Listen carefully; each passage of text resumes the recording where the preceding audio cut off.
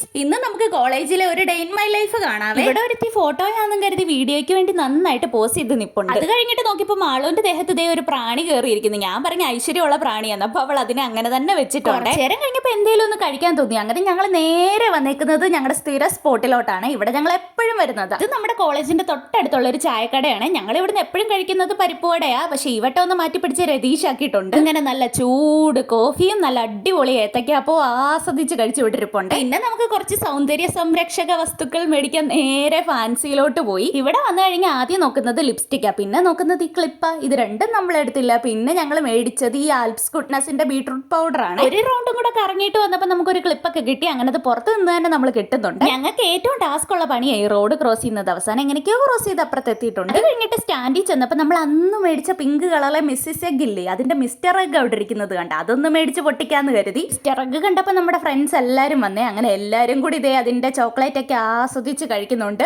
അടിയായിരുന്നു, എനിക്ക് കിട്ടിയില്ല എന്ന് പറഞ്ഞു. അവസാനം എങ്ങനെയൊക്കെയോ എല്ലാവരും കൂടി ഷെയർ ചെയ്തൊക്കെ കഴിക്കുന്നുണ്ട്. ഈ ചോക്ലേറ്റ് കഴിക്കുന്നതൊന്നും അല്ല ഞങ്ങളുടെ മെയിൻ ലക്ഷ്യം. ഇതിനുള്ളിലെ ഗിഫ്റ്റ് എന്താണെന്ന് അറിയണം. അവസാനം ഗിഫ്റ്റ് പൊട്ടിച്ച് നോക്കാൻ പോവുകയാണേ. ഇതിന്റെ ഗിഫ്റ്റ് എന്താന്ന് വെച്ചാൽ നമ്മുടെ ഈ ക്രിക്കറ്റുമായിട്ട് ബന്ധപ്പെട്ട കുറച്ച് ഗിഫ്റ്റ് ഒക്കെ ആയിരുന്നു. ക്രിക്കറ്റിന്റെ ഒരു കുറച്ച് കാർഡ്സും പിന്നെ അതിന്റെ എന്തോ ഒരു ഗിഫ്റ്റ് ഒക്കെ ആയിരുന്നു. അങ്ങനെ നമ്മൾ അതൊക്കെ പൊട്ടിച്ച് സമയം പോയതേ അറിഞ്ഞില്ല. ഇനി വീട്ടിലോട്ട് പോകണം, ഇല്ലെങ്കിൽ വീട്ടിൽ കയറ്റത്തില്ല. അങ്ങനെ അടുത്ത ബസ്സിന് നമ്മൾ നേരെ വീട്ടിലോട്ട് പോകുന്നുണ്ട്. അപ്പോൾ അത്രയ്ക്കുള്ളൂ. ടാറ്റാ.